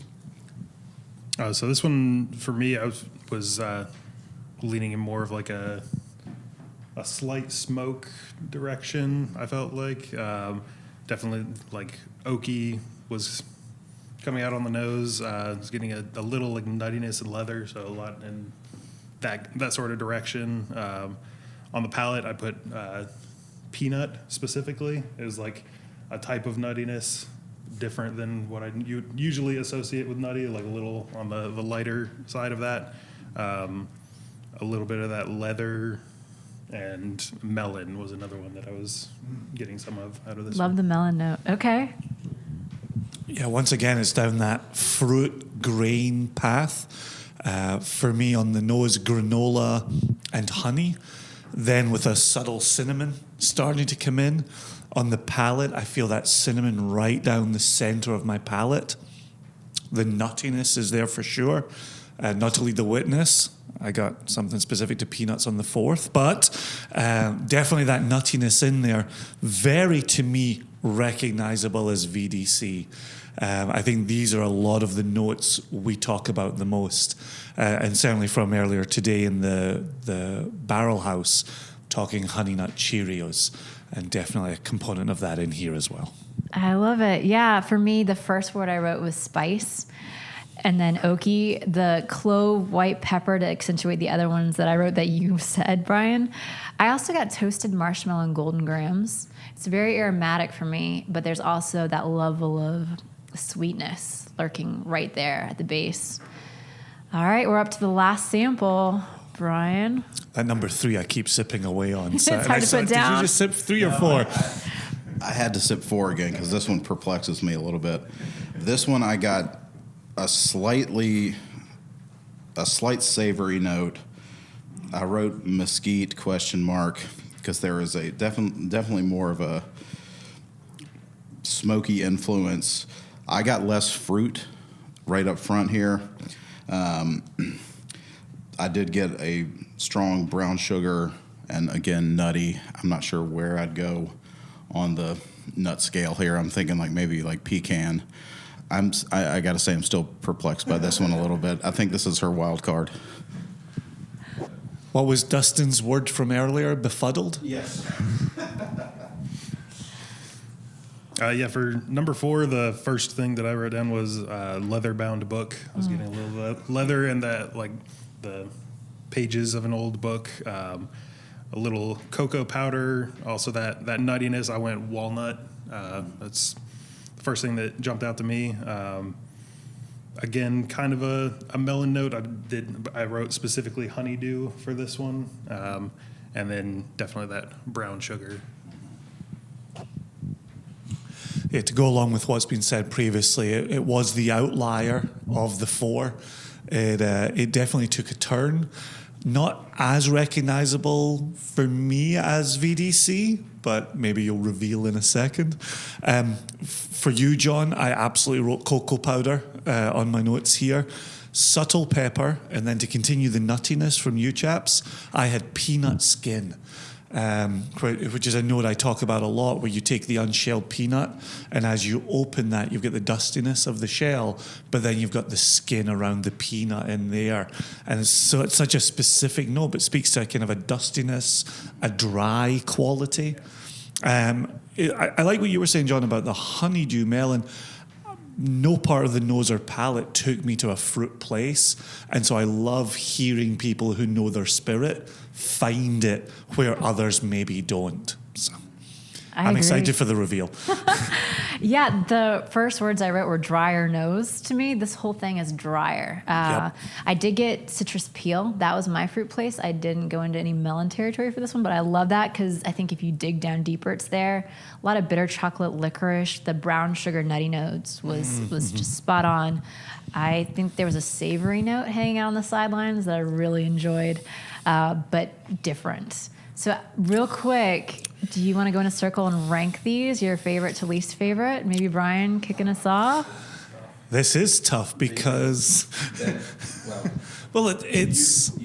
Well, no, I don't want to start. I want you to start, but it's difficult because they're so different, and it's ranking them to what end? Ranking for what you would want to drink, ranking for what you would want to bottle, ranking for what you think gets closest to VDC characteristics. You can tell I was in education for a while, and Yes. rubrics are my specialty. So they're ranking based on personal preference here. They get to take their science hat off and do what is most enjoyable that they want to keep consuming and that they think is the most well-rounded or, complete on its own of the 4. So that's the ranking in this way. Okay, so I went number 3 as my first choice, I think, because it felt closest to home. I went number 4 for 2. Second favorite, number 4, just because of the unique characteristics. And then I'm sort of back and forth between 3 and 4, but I did number 1 for my third pick and number 2 for my fourth pick. Wow. I actually had the exact same order that you did. Number 3 was my favorite. Thought it had a lot going on. Number 2, I was struggling to figure out, but I found myself still going back to it, and it does have a lot of the flavors that I just find the most interesting. And then for number 1 and number 2, they're both pretty close, but I put number 1 as my third favorite and number 2 as fourth, but all pretty close. So I've made a terrible mistake. So sample number 3 was my favorite. Mm-hmm. to continue with John and Brian And Amanda. and Amanda. Spoiler alert. It just fit, right? You said this, it's Brian, it's closest to home, right? That was there. I then made sample number 4 my 4th rank. Not because I don't like it, but I thought if sample number 3 was the closest to home, sample number 4 was the farthest from home. And so I made that rank number 4 for me. Samples 1 and 2 were interchangeable. I could go back and forth on which was my 2nd and my 3rd. But I'm now filled with regret because 4th wasn't my 4th favorite. It was the most distant from the distillery where we're sitting.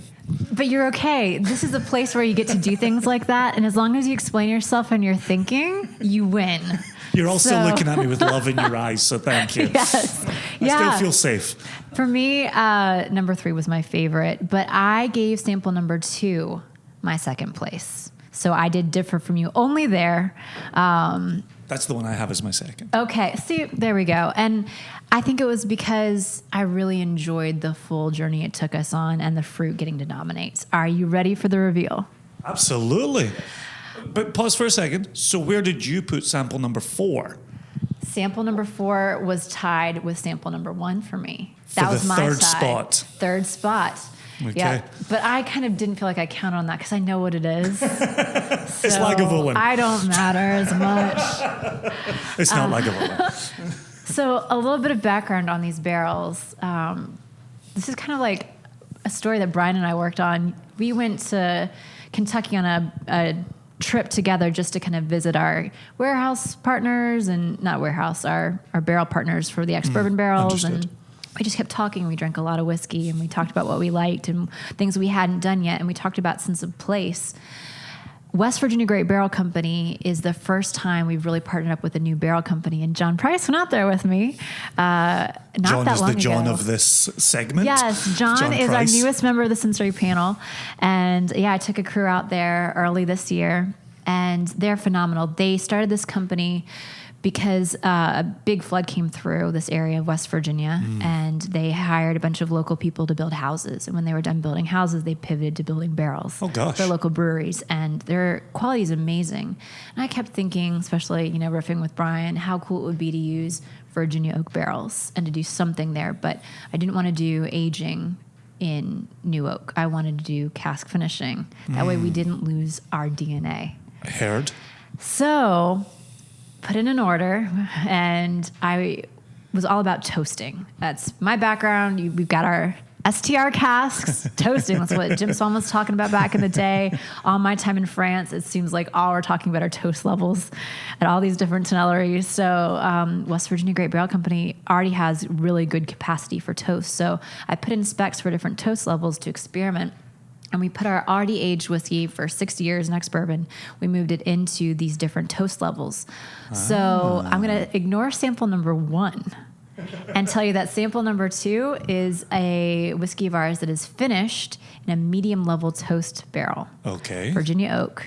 Okay. Yes. And finished for how long at this stage? Just half a year. Half a year. Half a year. Oh my gosh. Yeah. And this, just like we discussed in the Cask House, first fill bourbon going into the Yes. toasted oak. Yes. So like for 7 months. Yeah. Yeah. So just over half a year. Yep. We're not going to follow her over 1 month. Oh no, an extra month. Yeah. Okay. Jumping from sample number 2 to sample number 3, all of our favorites. This is a medium heavy toast. That is the only difference.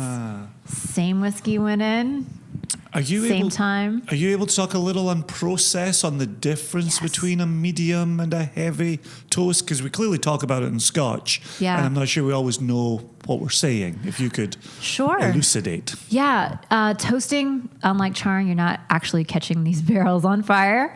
And toasting is really where the flavor is. If you char, there is that red layer that's deeper. And when you're past the point of charring is it's, a way of cleaning the barrels. And it's providing a carbon layer, which is filtering your whiskey.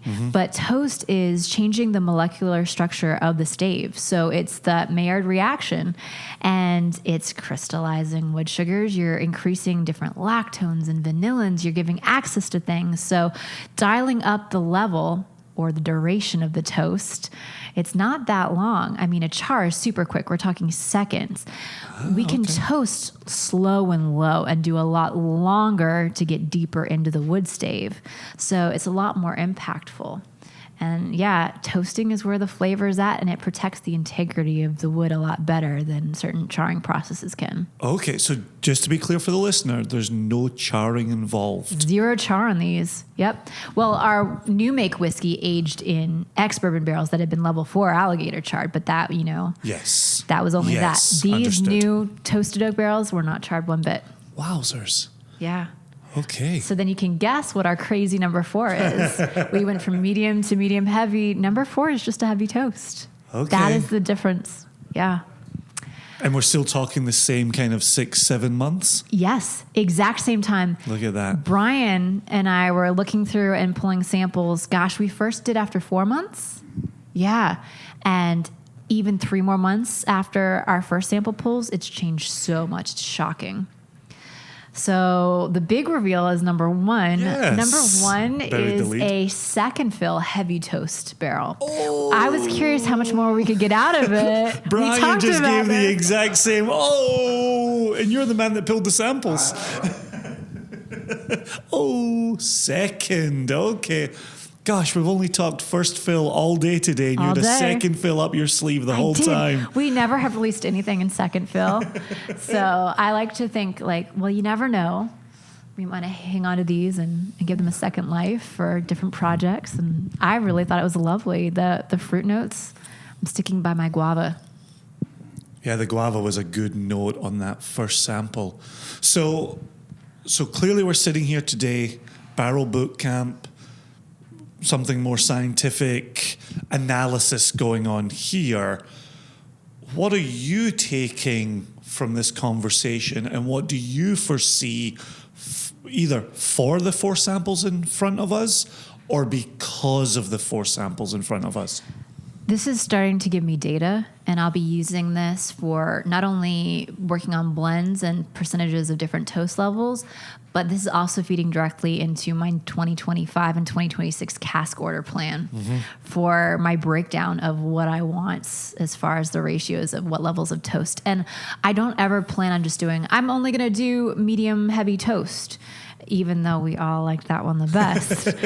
It does mean that I'm feeling really good about making that continually the majority, but still doing some of the different toast levels to play into, because having that heavy toast to play with is fun. That is wild, really wild. Comment, Brian? Yeah, I would say with the heavy toast, as Amanda said, very unique on its own, but that played into, 5 of the medium, 4 of the medium plus, and a couple of those really makes for a nice balance. And we just released our Blue Ridge, which is our toasted oak. And we had to push it a little bit. Sales was ready for it. We had to, bring them down and get them ready, which is why sample number 1 here, we did refills because it had only been 4 or 5 months in barrel. So very nice to see that the second fill is coming along very well after just, what now, Amanda, 2 months? 2 months. Yeah. Yeah, it's so exciting to see. Yeah, real good stuff. Just in closing out here and listening to you, Brian, during our analysis here, you were getting a feeling of changing strengths, changing ABVs.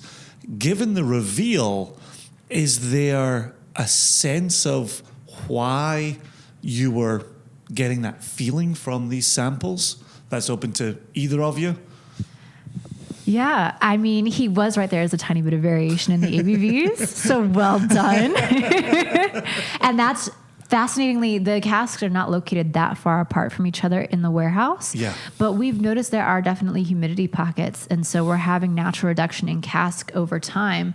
And the one with the highest ABV, which is weird to start out with, but only tiny bit, was sample number 1. Okay. But yeah, you were really right with your feelings about, okay, this seems softer. This has a little bit more of a kick to it. Were we in the high 50s on these, mid 50s on these? You're hovering at 60. Oh, gosh. Yeah, Oh. for the one. And then the ones below, I think they're all like 59.2 to 59.4. Okay. So pretty close. Yeah, they're still up there, though. They're up we're, there. We're not dipping too Yeah, far. Not too far, yeah. This has been an absolute revelation, and I'm so sincerely thankful for you bringing me in. We've got more analysis to be doing. We're not going to capture it on wax. And so thank you so much for today. And we've still got work to be done. So cheers. Cheers. Thank you very much. Thank you.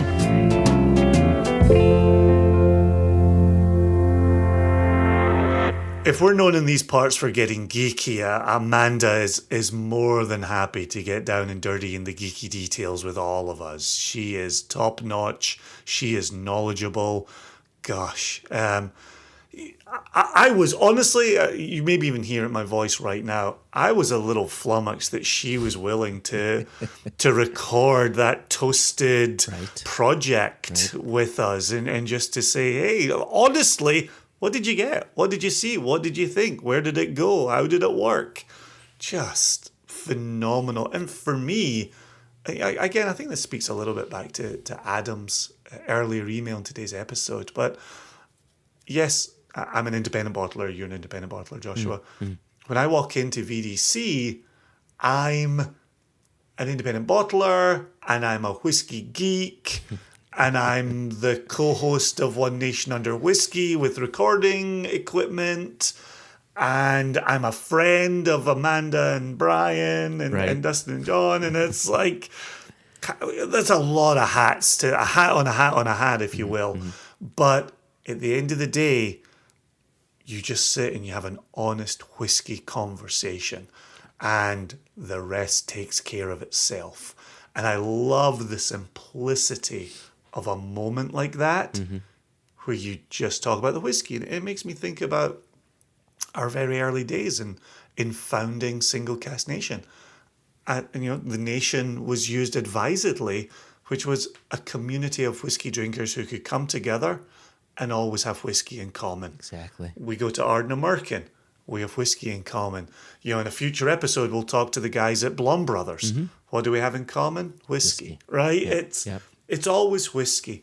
And to see the level of honesty presented by Amanda, absolutely top notch. So sincere thanks to the entire team at VDC for opening their doors to me, to One Nation Under Whisky, to the listenership.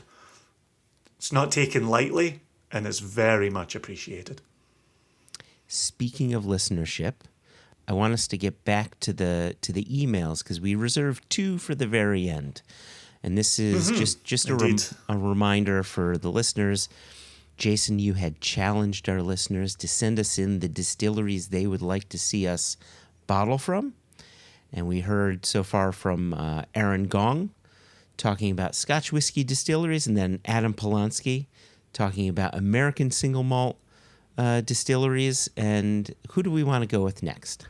Why don't you do the Skinny, since it's great to hear from Skinny. It's always good to hear. I'm also noticing we've got 2 short ones and then a longer one. So why don't you take a couple of shorter ones and then I'll take us out with a longer one. Okay.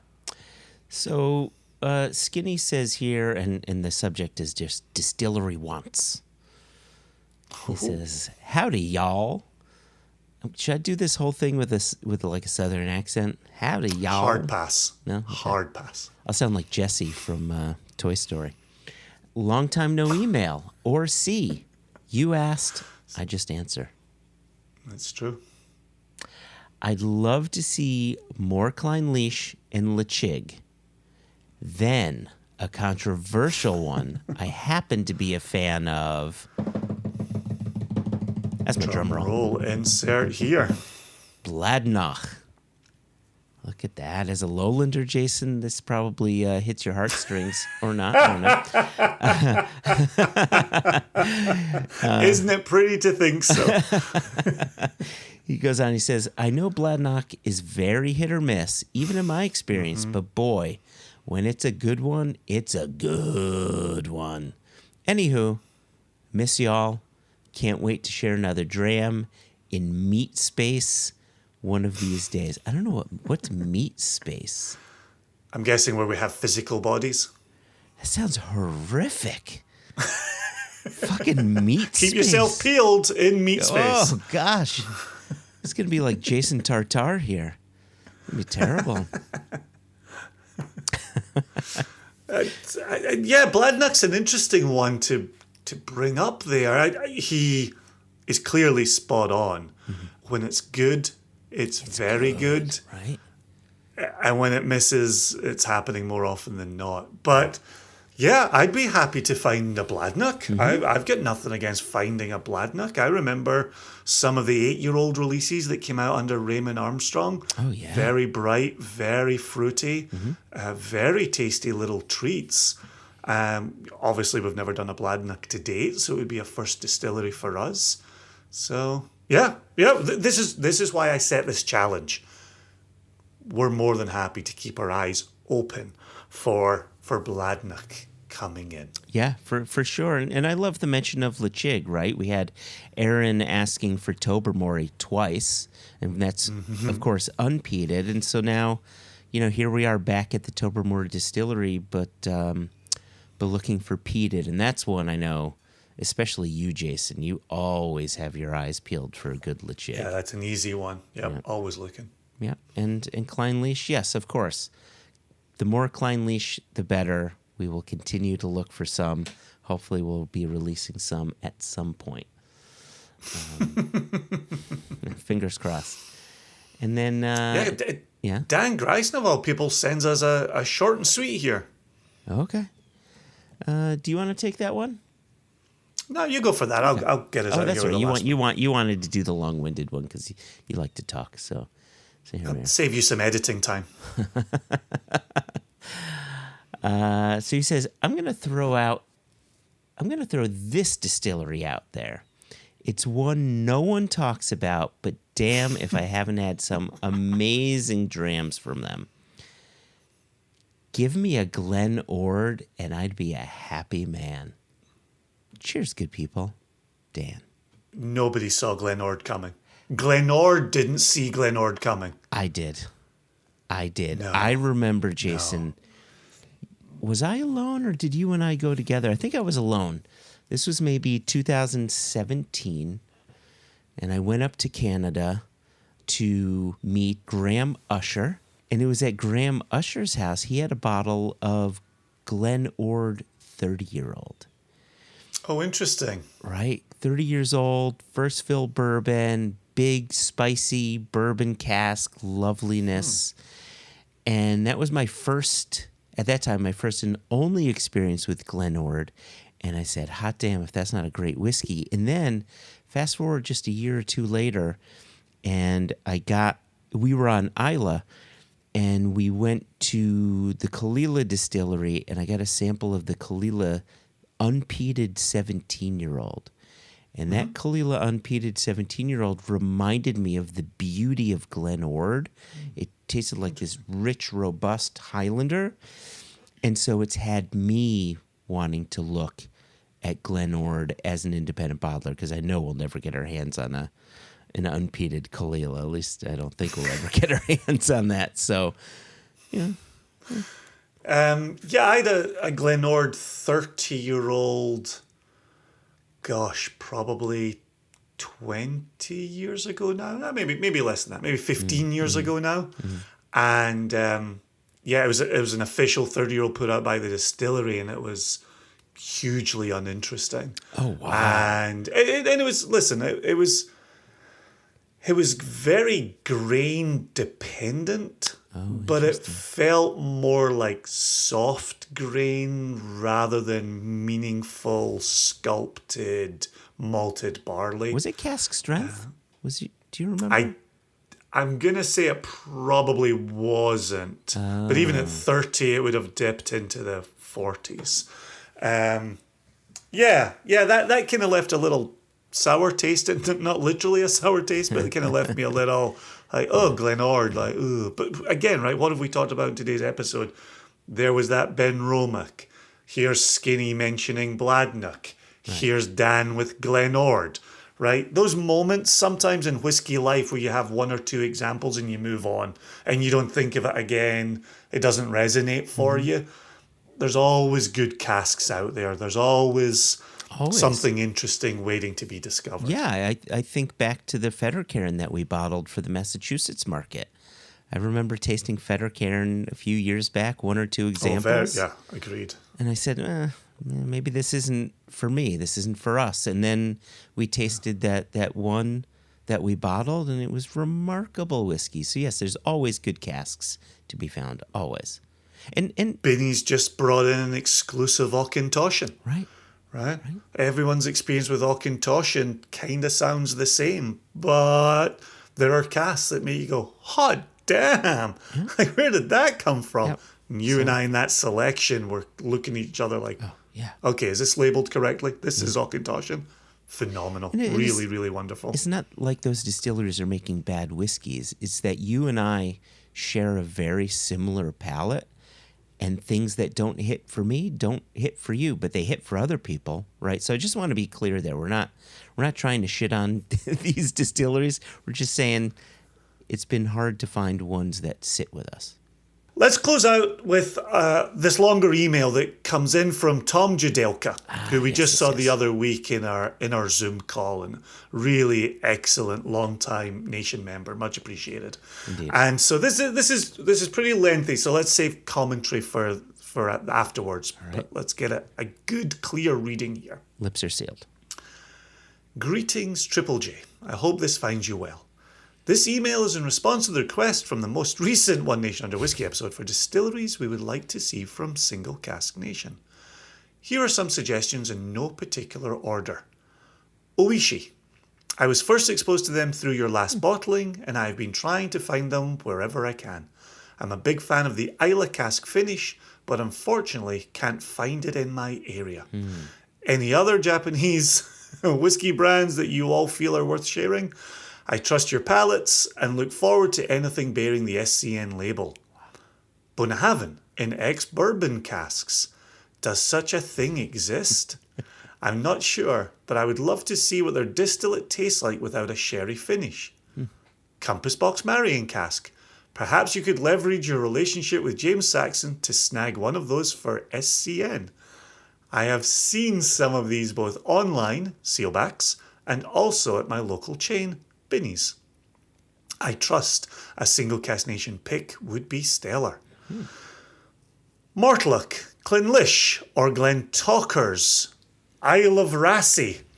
They use so many unique casks to create their flagship that I imagine any of those single casks would be very interesting. Josh and I are side-eyeing one another here without saying anything out loud.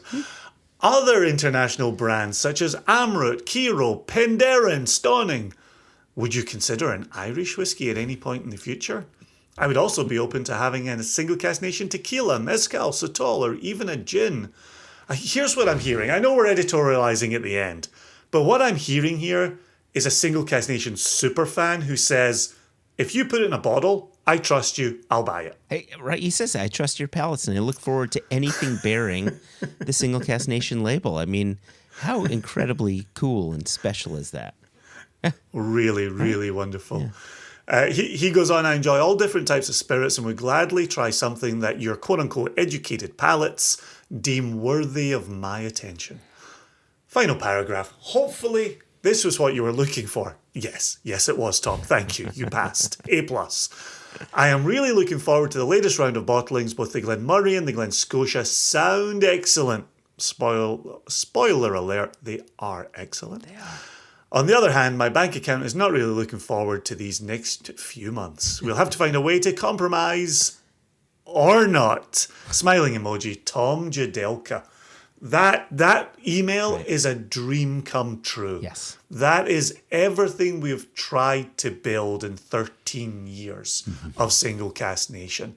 And the trust, the belief, the willing to listen to what we're doing with quote unquote educated palates is everything we could dream of. That's the nation that we had hoped to build. So without belaboring any particular points, Joshua, any points of return in that email that you want to make comment upon? You know, I love his comment about the Bunnahabhain and ex-bourbon casks, and my guess is he's not talking about the peated stuff. I think he's talking about unpeated Bunnahabhain in bourbon, and I'm with him. Like I prefer unpeated Bunnahabhain, but it's always in sherry or some sort of wine, and I don't think I've ever had a bourbon cask unpeated Bunnahabhain. I think our 28-year-old was a refill sherry, if I'm not mistaken, refill sherry Hoggy that didn't really bear much resemblance to sherry. I have a label here. Let me double check. That's exactly what I was looking for. I've got the bottle right here. Refill Oloroso Sherry Hogshead. Yeah, right. So, and unfortunately, the color makes you remember that it was bourbon of some description. Oh man, I haven't tasted this in the longest time. That's remarkable whiskey. That 28-year-old. Oh gosh, immediately fruity just in opening the bottle. Yep. That was in the air around me here. Oh, delightfully fruity. What did we put on the label? An indulgent whiskey offering a cornucopia of candy shop goodies and a host of patisserie delights. The oak on the nose and palate hints at age, yet the liveliness cannot be ignored. That's a Joshua Hatton line right there. That is. Cannot be ignored. Cannot be ignored. Oh, look at you taking a pull from the bottle. My man. Right? I know we're known as texture guys, but when this was bottled in June of 2016, the texture on this is remarkable. Oh, I wish I had my bottle around me. That way I can pull directly from the bottle. Oh, that's nice. That's like being in a damp forest up in the hills. Ooh, keep talking. I'm looking at distilled February of 1988. Oh my that gosh. just drew my attention. So, so unpeated Bunnahabhain in ex-bourbon, I think just sounds really interesting to me. You had me at Rase. You know, what Rase are doing are remarkable, and I'm very happy to say we love the Dobby family, and we love Alistair up there as well. We just saw them in London. We did just see them in London. So again, it sounds painful, but keep your eyes peeled for potentials there. Well, I would make 2 points here. Number one, Jess internally champions Kiro. Yeah. Jess is passionate about that distillery and brings it up to us all the time. Like, we need to get Kiro into a Single Cask Nation bottle. So we're listening closely there. His question, would you consider an Irish whiskey at any point in the future? Again, this is from the Jess corner of the office. Like, Jess asks us about Irish all the time. Like, what are we doing going forward on Irish? And I think this has been true ever since we bottled that Cooley way back in the day, is we haven't been avoiding Irish. Irish became very rare and very expensive. Yeah. And it's not that we weren't tasting good samples. We were just not sampling Irish because it was too hard to get, and when you could get it, it was too expensive, and we couldn't put it in the bottle for the price we wanted to put it at. So if that ecosystem changes around Irish casks, we would bottle an Irish in a heartbeat. Wouldn't think twice about it. Yep. 100%. Yep. Yeah. And then just to close out on the Tequila Mezcal Sotol line, very near and dear to all of our hearts. And we'd love to get our hands on more. We just want to bottle it right. and we want to represent the producers who are putting their time and effort into making excellent distillate. So when we can do that right, you'll see that back in an SCN bottle. There you go. Perfect. What a I lovely... haven't said too many things out of school, have I? Those seem like, you know, general comments that I would make quite happily. Yeah. I mean, there's other points here that we haven't touched on, but sometimes it's nice to stay quiet on certain things and move on. Leave a little mystery. Yeah, a little mystery, right? Jason, thank you again so much for taking time out of your day to go down to visit with the people at VDC. Thank you to them for allowing me to take time out of their day. Right. Which is it's special. It gets back to what Adam Polonsky was saying, right?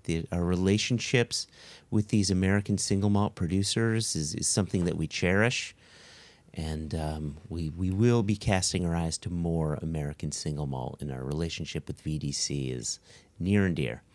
Googling 888 in Massachusetts as soon as we get out of this recording. There you go.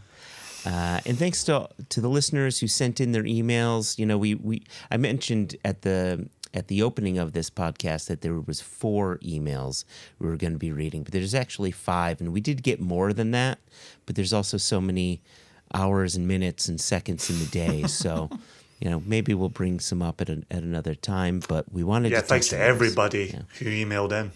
And with that, Jason, I would like to bid you and the listener adieu. And say cheers. Yeah, happy Thanksgiving to those who are listening to this on the day it drops, the day before Thanksgiving 2024. If you listen to it in the future, I hope you're doing well. And if you're listening to this the day before Thanksgiving and it's not a thing you celebrate, have a good day. We value you, we cherish you, we appreciate you, and we give thanks for all of you. Cheers. Cheers.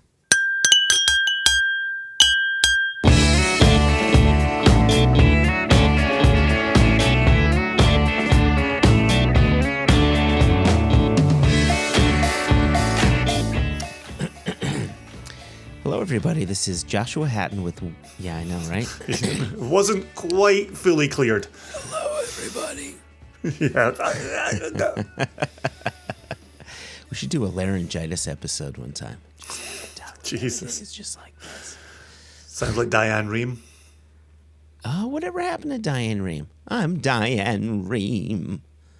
She sounded great when she had a cold, and she would talk about that. Have you ever heard any of those episodes? When she had a cold, her vocal cords would get inflamed. Hi, this is Diane Rehm feeling terrible.